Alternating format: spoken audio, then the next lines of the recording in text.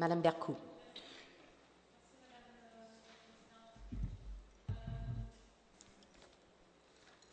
Moi aussi, je voudrais adresser le rapport d'études sur la politique et la mise en valeur des milieux naturels.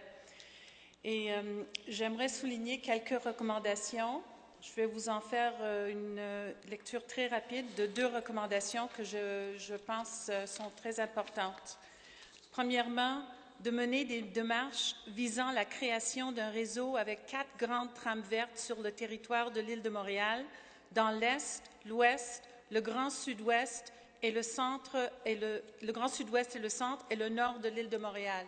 C'est une recommandation qui a été rédigée par le groupe avec lequel nous avons travaillé de façon très étroite. Aussi, de développer des scénarios visant la protection du site de Gulf Meadowbrook et sa transformation en parc nature, en grand parc urbain ou en écoterritoire, dans la perspective d'une trame verte reliant ce site à la falaise Saint-Jacques.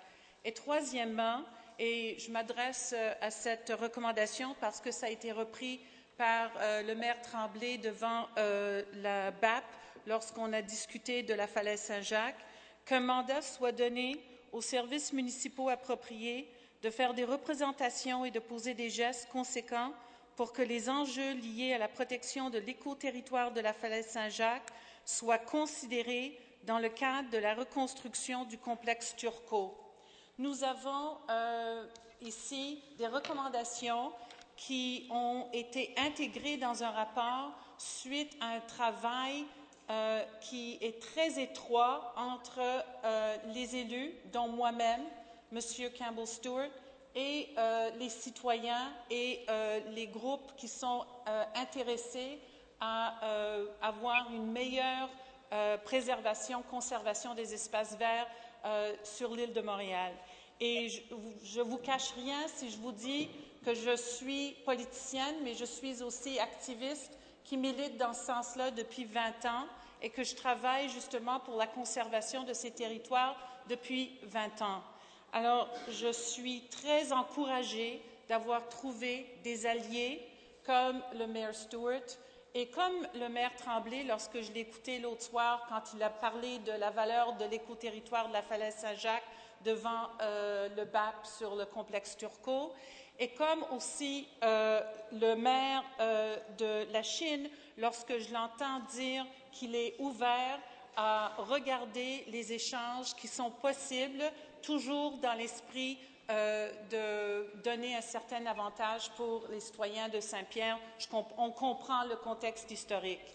Alors, dans toute cette histoire-là, on voit que la politique de l'écoterritoire qui a été introduite par Mme Fotopoulos, M. De Souza et les membres de l'exécutif dans le temps, en 2005, maintenant donne fruit parce que c'est un moyen qui permet de discuter et d'échanger et de trouver des solutions justement pour la préservation et la conservation des espaces verts.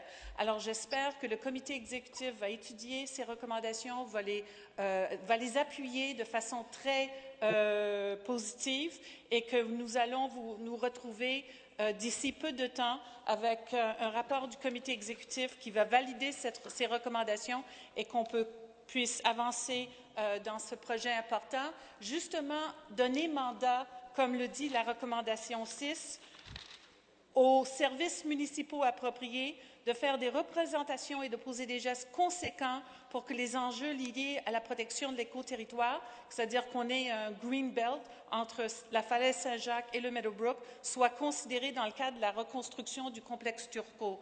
On a encore du temps et la Ville et l'administration peuvent faire ces interventions-là pour appuyer ce que Héritage Laurentien et moi-même, M. Stewart et toutes les personnes qui sont ici présentes ont déjà fait devant le BAP. Alors, nous vous remercions et j'espère que ça va donner des résultats. Merci.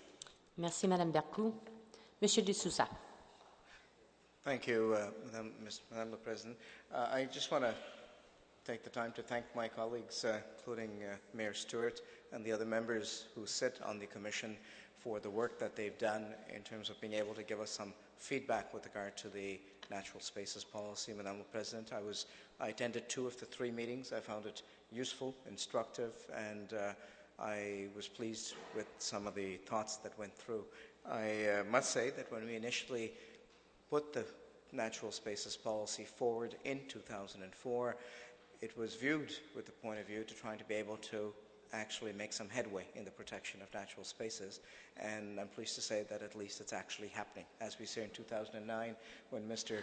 Stewart talks about the new maturity, you're right, it's happening. And I think that maturity is recognized by the members of council, by environmental groups and the citizens at large. I will definitely, Madam President, take note of the different requirements. Clearly, there's some issues that have to be dealt with. In the report, they talk about should we be going to 6 versus 12%.